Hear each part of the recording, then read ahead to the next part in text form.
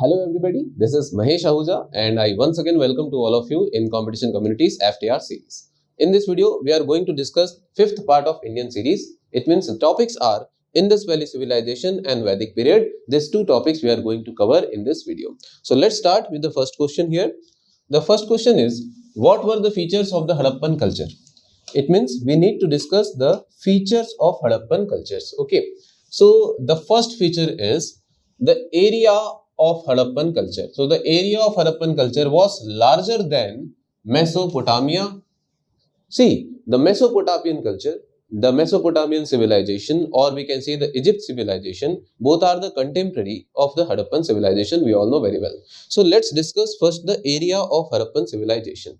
See, the northernmost archaeological sites of Harappa was Manda, and Manda is in Jammu Kashmir. Next, the westernmost archaeological site is Sut Kangendor in Balochistan. Remember, this is westernmost archaeological site of Harappan civilization, which is nothing but Sut Kangendor. And the easternmost archaeological site is Alamgirpur, and it is situated in UP. And southernmost archaeological site is Daimabad.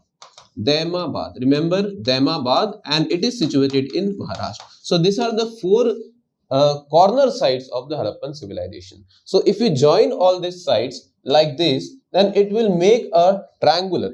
That's why the shape of the civilization forms a triangular shape, and it is covered of area. See, the area is important. 1299,600 square kilometre area, इतना area जो है Harappan civilisation cover करता है. Let me tell you about this area. So this area is bigger than Pakistan and certainly higher than, remember, certainly higher than the Egypt civilization or Mesopotamian civilization. No other cultural zone in the 2nd and 3rd millennium BC is as large as the Harappan cultural zone. So Harappa cultural zone was the largest culture in that period. So what is the statement? The area of Harappan culture was larger. Yes, it is very true statement. Remember, it is true statement. The area of Harappan culture was larger. Harappan people did not use metallic money. Yes, Harappan culture did not use metallic money. Even the Harappan cities did not possess the necessary raw material for the commodities, for their commodities. So how they will use the metallic money? Obviously, they did not use the metallic money. So this statement is correct because here not is mentioned, did not use the metallic money. Like Egypt and Mesopotamian, no temples have been found at any Harappan site. This statement is half correct and half incorrect. Because in Harappan site there were no any temples, there are no any evidence of temple found in Harappa site. Remember, this statement is very important.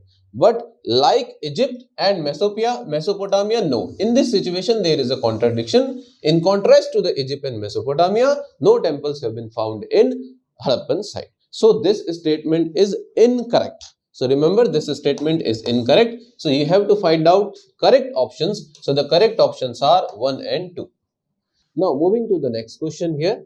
Which of the following Harappan sites are in Gujarat? Let me tell you which of the following sites in Gujarat. Harappan sites in Gujarat. So see, this is the area of Gujarat. Now, which of the following sites you can identify here? First, see here, it is Rangpur. After Rangpur, see here, it is Lothal, Surkotada and Dholavira. These four are the main archaeological sites which are located in Gujarat, and these are four are Harappan sites. Okay, first one is Rangpur, next one is Lothal, again Surkotada and Dholavira. So also I want to tell you when this sites was discovered. So this site was discovered in 1953. 1953 Rangpur was discovered. 1953 के बाद आप याद रखना 1957 Lothal, 1964 Surkotada, और सुरकोतड़ा के बाद 1968 में Dholavira discovered हुआ था. ठीक है, Dholavira discovered on 1968, and these are the four sites located at Gujarat. Very simple. So what was the options here? Rangpur, Lothal, Surkotada. So all three are located in Gujarat. You have to select the correct option. Yes, all three are located at Gujarat. Okay, now moving to the next question. Next question is, which of the following were found at the Kalibanga site? Kalibanga site में क्या क्या evidence मिले थे? Fire altars, bones of camel, drainage system, इसमें आपको बताना है और करेक्ट ऑप्शन आपको सेलेक्ट करना है. See, let's talk about Kalibangan first. So this Kalibangan settlement is located in Rajasthan. See, it is located in Rajasthan and along the river of Ghaggar. Remember the name of the river Ghaggar?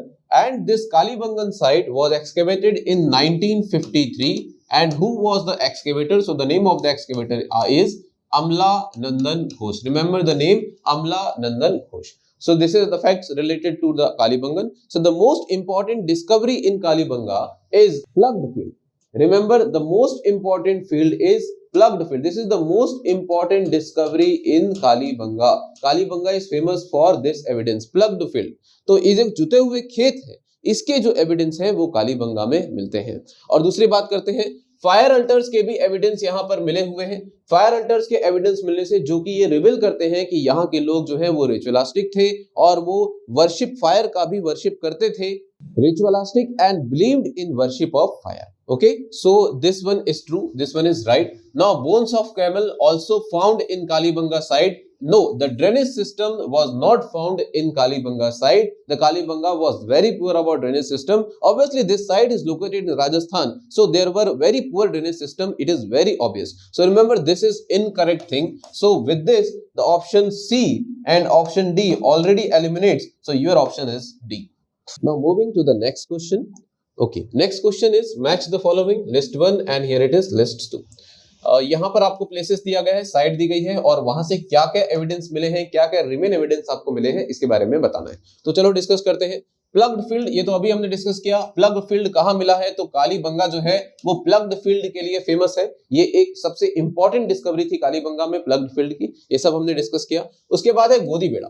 गोदीबेड़ा का मतलब है dockyard. तो देखिए dockyard की बात आ रही है तो आपको याद रखना है लोथल के बारे में. और लोथल के अगर बारे में बात करें, so this site is located on the bank of river Bhogava river in Ahmedabad Gujarat district में. ये वाली साइट हमको देखने को मिलती है. कौन सी साइट? तो Lothal site. So this site was first discovered by Ranganathan Rao. Ranganathan Rao ने इसको डिस्कवर किया था in 1957. Also remember these things. Now let's come to the importance of this site. Actually, this site is located on the sea coast. You can see here. I will show you the map. This site is located on the sea coast. Here, Lothal. So, because this site is located on the sea coast, that's why this site is the main port of trade from West Asia. Trade के लिए सबसे important port था कौन सा वाला port? आपका लोथल का port. Lothal के बारे में और बातें करते हैं. यहाँ से और क्या क्या रिमेन एविडेंस मिले हैं? तो भाई अगर ये साइट पे थी तो यहाँ से हार्बर मिला होगा. हार्बर मिला होगा मतलब यहाँ पर क्या होगा? डॉकयार्ड होगा. ये मिला हुआ है यहाँ पे डॉकयार्ड. डॉकयार्ड के साथ में यहाँ पर क्योंकि ट्रेड हो रहा था तो उसकी वजह से एक पर्शियन सील भी यहाँ पर मिली होगी, ऑब्वियस सी बात है. और साथ के साथ यहाँ पर जो है एविडेंस मिले हैं, पैडी के एविडेंस यहाँ से मिले हैं. ये भी आप याद रखिएगा, पैडी के एविडेंस कहाँ से मिले हैं? तो वो भी लोथल से मिलते हैं. और साथ में स्मॉल टेराकोटा हॉर्स यहाँ पर मिलता है. टेराकोटा हॉर्स ये भी कहाँ मिलता है? तो ये भी आपको लोथल से मिलता है. तो लोथल जो है वो काफी एक इंपॉर्टेंट प्लेस हो जाता है. ओके, सो डॉकयार्ड जो है वो किससे रिलेटेड है? तो डॉकयार्ड जो है वो लोथल से रिलेटेड है. नेक्स्ट इज क्ले प्लग या toy. So let's talk about Banwali. So remember, Banwali is located in Haryana. First of all, it is located in Haryana. It was discovered by R.S. Bist.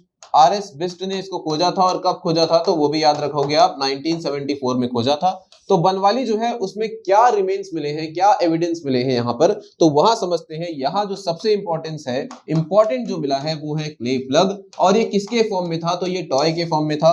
साथ ही यहाँ पर जौ मिला है, मतलब good quality barley भी यहाँ से मिलता है. तो क्ले प्लग और बार्ले कहाँ से मिला है? तो इसको भी आप रिलेट करोगे किसके साथ? बनवाली के साथ इसको रिलेट करना है. और उसके बाद जो प्लेस है वो बच जाता है धौलावीरा.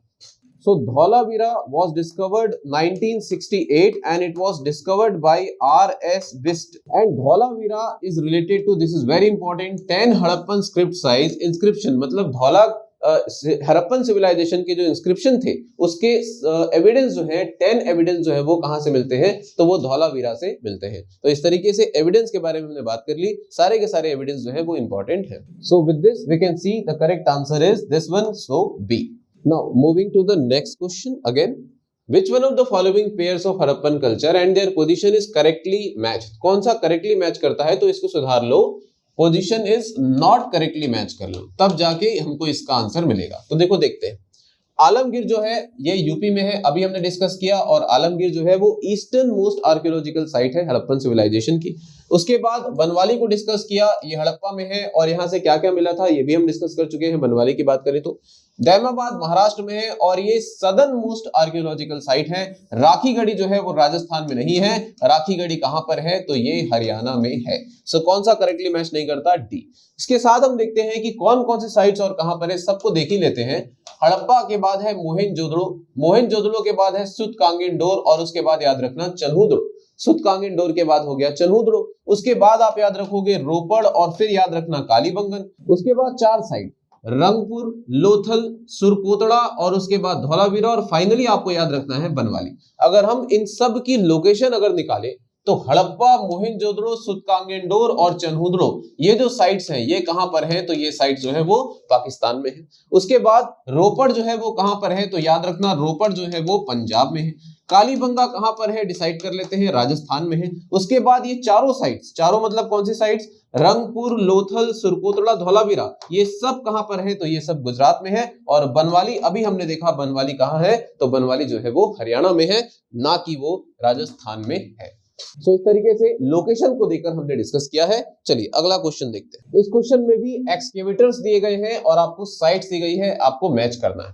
पहले तो बात करते हैं साइट कौन सी दी है, तो आलमगीरपुर हम ये जानते हैं कहां पर है? यूपी में, और ये जो है डिस्कवर्ड हुई थी 1958 में डिस्कवर्ड किया गया था। किसने डिस्कवर्ड किया था हम ये भी जानते हैं, यज्ञदत्त शर्मा ने इसको डिस्कवर्ड किया था। फिर बात करते हैं कुणाल की। कुणाल और मीठादल ये दोनों ही जो है कहां पर है? याद रखना दोनों हरियाणा में होते हैं। कुणाल डिस्कवर्ड किया था एसआर राव ने, और मीठादल डिस्कवर्ड किया था सूरज भान ने, और मीठादल डिस्कवर्ड हुआ था 1968 में। ओके, तो ये कुछ रेयर साइट्स है जिनमें आपको बता रहा हूं, डायरेक्ट याद रख लीजिएगा। बालाकोट को डिस्कवर्ड किसने किया था? तो आरएस बिस्ट ने बालाकोट को डिस्कवर्ड किया था। So with this the correct answer is A, 1, 2, 3 and 4. Let's move to the next question. So in this question, which of the following features of the Harappa town planning? देखो अब ये जो question है ये हड़प्पा की town planning से related है, और कौन से स्टेटमेंट जो है वो करेक्ट है बता रहा है।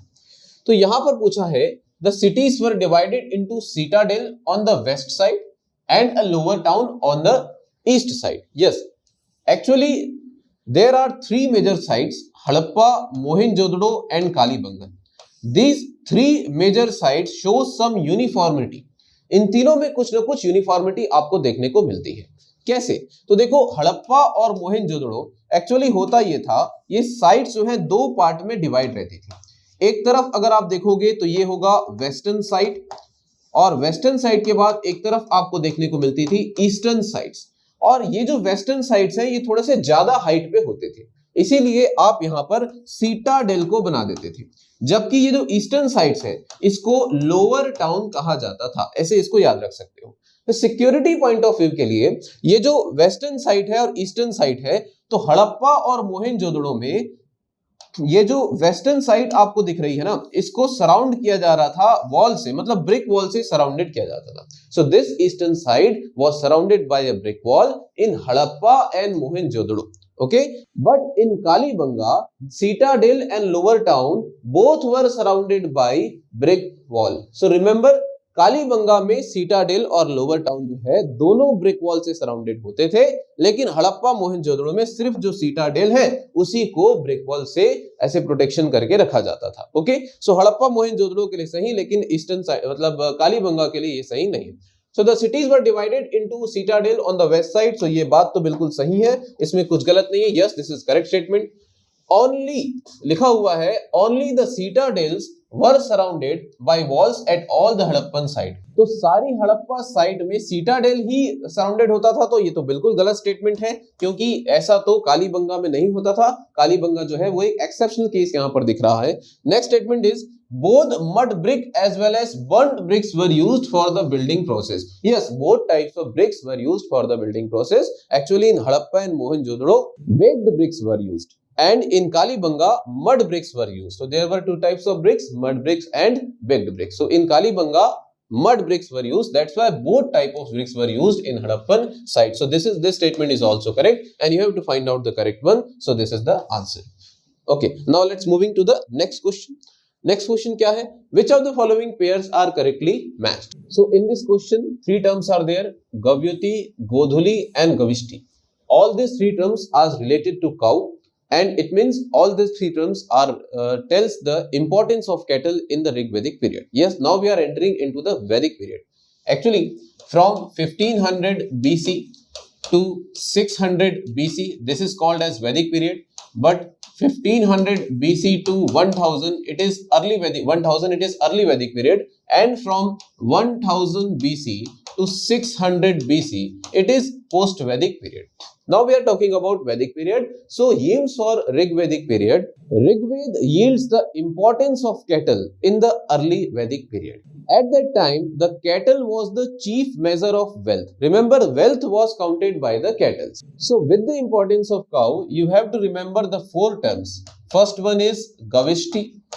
After Gavishti, it is Gopati. After Gopati, remember Gomat. And after Gomat, remember Godhuli. Godhuli. These are the four terms associated with cow. So these are the some linguistic expressions related to cow. तो अब समझते हैं कि इन चारों linguistic expressions का मतलब क्या होता है. गविष्टि का मतलब होता है to search for cows. To search for cow, ये होता है गविष्टि का मतलब. गोपति का मतलब क्या होता है? गोपति का मतलब होता है king. गोमत का मतलब होता है वेल्दी मैन. याद रखना, वेल्दी मैन जो है जिसके पास बहुत सारे काउस है वो कहलाता है गोमत. और गोधली, गोधली एक ऐसा टर्म है जो टाइम के मेजरमेंट के लिए इस्तेमाल किया जाने वाला टर्म है जिसको आप कहते हो गोधली. ठीक है, किसका मेजरमेंट? तो याद रखना है टाइम का मेजरमेंट. अब चलो देखते हैं क्या क्या सही है. गव्युति जो है मेजरमेंट ऑफ डिस्टेंस है, ये बिल्कुल सही है. टाइम के लिए गोधुली को इस्तेमाल करते हैं, जबकि डिस्टेंस को मेजर करने के लिए इस्तेमाल करते हैं गव्युति. गोधुली जो है मेजरमेंट ऑफ टाइम है, अभी हमने देखा, ये भी बिल्कुल करेक्ट है. गविष्टि के लिए one who milks the cows, ये बिल्कुल गलत है. इसके लिए जो टर्म यूज होता था वो होता था दुहित्री को इस्तेमाल करते थे. मतलब इसका मतलब या तो डॉटर भी होता है, और वन हु मिल्क्ड काउ उसको भी हम दुहित्री कहते हैं. तो इस केस में गविष्टि तो गलत हो गया, क्योंकि गविष्टि का मतलब तो बता चुका हूं, टू सर्च फॉर काउस है, ये वाला रॉन्ग होगा. और आपको क्या बताना है कि कौन से करेक्ट मैच है. Yes, these are the some correct matches. Okay, now let's move to the next question. Next question, which of the following pairs are correctly matched? Dhanurveda, Gandharvaveda, Ayurveda. यानी कि यहां पर बात हो रही है उपवेदास की.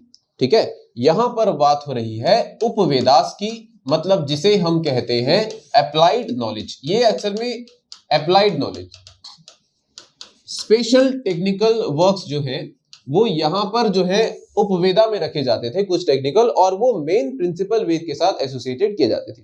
तो कौन कौन से प्रिंसिपल वेद हैं उनकी बात करते हैं. पहले तो बात करेंगे हम ऋग्वेद की. ऋग्वेद के बाद दूसरा होगा सामवेद की बात करेंगे.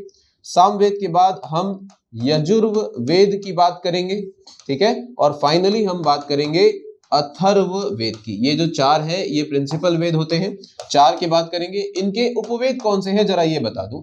तो ऋग्वेद का जो उपवेद है वह है आयुर्वेद. याद रखना, इंपॉर्टेंट है. सामवेद के लिए हमको याद रखना है गंधर्ववेद को. गंधर्ववेद जो है वो सामवेद का उपवेद है. यजुर्वेद, यजुर्वेद के लिए हमको याद रखना है धनुर्वेद को. ठीक है, धनुर्वेद. और धनुर्वेद के बाद अथर्ववेद की अगर बात करें तो इसका उपवेद है शिल्पवेद. ठीक है, शिल्पवेद. तो ये सारे हो गए उपवेद और ये हो गए प्रिंसिपल वेद. तो अब समझते हैं इस क्वेश्चन में क्या बोला है. पहला तो बोला है कि धनुर्वेद जो है वो अथर्ववेद से रिलेटेड है, तो नहीं, ये गलत हो गया, वो तो यजुर्वेद से रिलेटेड है. फिर बोल रहा है गंधर्ववेद जो है वो यजुर्वेद से रिलेटेड है. गंधर्ववेद किसका उपवेद है? वो तो सामवेद का उपवेद है, ये भी गलत हो गया. आयुर्वेद जो है वो ऋग्वेद, इसको ठीक कर लीजिएगा, ऋग्वेद का उपवेद है. तो यस, यही बिल्कुल सही है और आपको करेक्ट मैच करने थे, एक ही करेक्ट है. सो यहाँ पर जो आंसर है वो सिर्फ थर्ड वाला करेक्ट है, तो इसको सुधार लीजिएगा.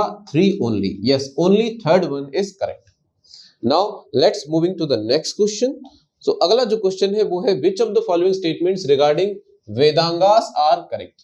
तो कौन कौन से जो है वो वेदांग से रिलेट करते हैं? निरुक्त, छंद, कल्प और शिक्षा। So this question is from Vedang. Vedang is nothing but literature of वैदिक ट्रेडिशन से रिलेट करता है। ठीक है, तो वैदिक पीरियड के जो लिटरेचर थे उनसे रिलेट कर रहा है, यानी कि जो पीरियड है वो 600 BC से लेकर 600 AD के पीरियड में हुआ था, और इस पीरियड को आप सूत्र काल के नाम से भी जानते हो। ठीक है, तो इसी पीरियड में वैदिक लिटरेचर जो है वो हुए थे, तो उनमें से जो एक था वो था वेदांग। सो Vedang was the last treatise of वैदिक लिटरेचर, ये आप याद रखिएगा। इसके जो 6 पार्ट थे वो मैं आपको बता दूं। 6 वेदांग है। 6 वेदांग में फर्स्ट है शिक्षा, शिक्षा के बाद सेकंड है कल्प, थर्ड होगा व्याकरण, फोर्थ में याद रखना है निरुक्त, और निरुक्त के बाद आएगा छंद 5वें नंबर पे, और 6वें नंबर पे आपको याद रखना है ज्योतिष। तो ये 6 जो है ये वेदांग है, हमको इसको याद रखना है। देखिए वेदांग जो है वो लास्ट ट्रीटिस तो है, साथ में ऐसा भी कहा जाता है कि वेद अगर पुरुष है तो फिर ये जो वेदांग है उसके 6 लिम्स में इसको गिना जाता है। कितने लिम्स? तो 6 लिम्स में। तो ये जो 6 लिम्स है इसमें कौन कौन से पुरुष के लिम्स है ये देखोगे। सबसे पहले अगर बात करें ज्योतिष की, तो ज्योतिष जो है वो इस पुरुष की 2 आइस के तौर पर देखा जाता है। ठीक है, ज्योतिष आर 2 आइस ऑफ हिज पुरुष। ज्योतिष के बाद शिक्षा जो है उसको नोस कहा गया है, ये नोस है, और जो व्याकरण है वो माउथ है। तो ये भी पूछा जा सकता है, याद रखिएगा व्याकरण जो है वो माउथ है। निरुक्त जो है, निरुक्त है ये ईयर्स में आ गया, जबकि छंद जो है ये जो है 2 फिट्स के तौर पर देखा जाता है। 2 फिट्स हो गए, कौन सा बच गया? कल्प बच गया। तो कल्प जो है ये जो है 2 आर्म्स होते हैं, किसके? पुरुष के 2 आर्म्स है कल्प। तो ये हो गए 6 वेदांग, और इन 6 वेदांग के दम पे हमको बताना है अब कौन कौन से जो है वो करेक्ट है। तो निरुक्त भी है, छंद भी है, कल्प भी है और शिक्षा भी है, चारों करेक्ट है, इसलिए आपका आंसर होता है डी। चलिए बढ़ते हैं अगले प्रश्न की तरफ। अगला प्रश्न है कंसीडर द फॉलोइंग पेयर्स। इसमें बोला गया है ब्राह्मण के बारे में आपको बताना है। ब्राह्मण्स कौन कौन से ब्राह्मण्स हैं? ऐत्रेय ब्राह्मण, शतपथ ब्राह्मण, तैतरीय ब्राह्मण और गोपद ब्राह्मण। ये जो है इनके प्रिंसिपल कौन कौन से प्रिंसिपल वेदा से रिलेटेड होते हैं ये हमको बताना है। तो इस क्वेश्चन में हमको डिस्कस करना है ब्राह्मण्स।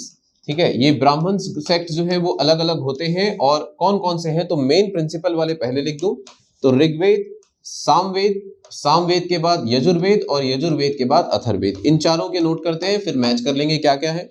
ऋग्वेद में कौन कौन सा है? तो ऋग्वेद में पहले तो ऐत्रेय ब्राह्मण आएगा, और उसके बाद अगला जो याद रखना वो है कौशितकी ब्राह्मण।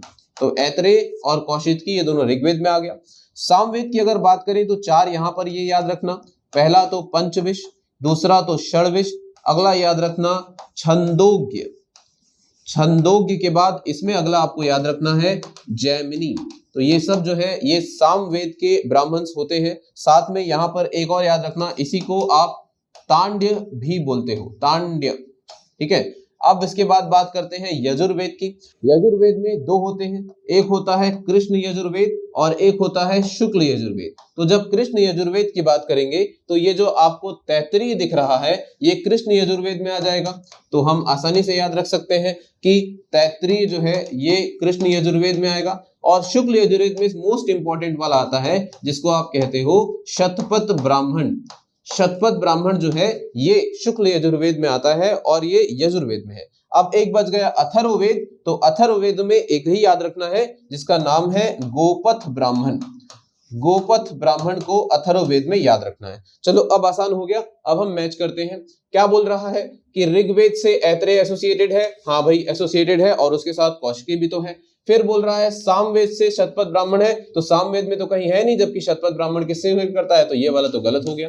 फिर कह रहा है कि यजुर्वेद जो है वो तैतरीय ब्राह्मण है, तैतरीय ब्राह्मण जो है वो कृष्ण यजुर्वेद है, ये भी बिल्कुल करेक्ट है। और उसके बाद है गोपद ब्राह्मण जो है वो शुक्ल यजुर्वेद है, नहीं वो तो अथर्ववेद से संबंधित है, तो ये हो गया आपका गलत। शतपथ ब्राह्मण जो है वो सबसे बड़ा ब्राह्मण सेक्ट भी माना जाता है। तो चलिए हमको क्या बताना है यहाँ पर, हमको बताना है कि कौन से करेक्टली मैच कर रहे हैं। तो पहला और तीसरा जो है वो मैच कर रहा है, yes it is the answer. तो ये हमने कुछ इंपॉर्टेंट क्वेश्चन डिस्कस किए थे इंडस वैली सिविलाइजेशन के और वैदिक पीरियड के। सारे क्वेश्चंस को लेकर सॉल्व करना तो थोड़ा मुश्किल हो जाता है, लेकिन हाँ कुछ क्वालिटी क्वेश्चंस को साथ लेके कुछ कॉन्सेप्ट्स को बताते हुए फैक्ट बताना जो है वो आसान हो जाता है। तो मैंने इस चीज की यहाँ पर कोशिश की है। मिलते हैं फिर अगले क्लास में कुछ नए क्वेश्चंस के साथ। तब तक के लिए गुड बाय, टेक केयर और जय हिंद।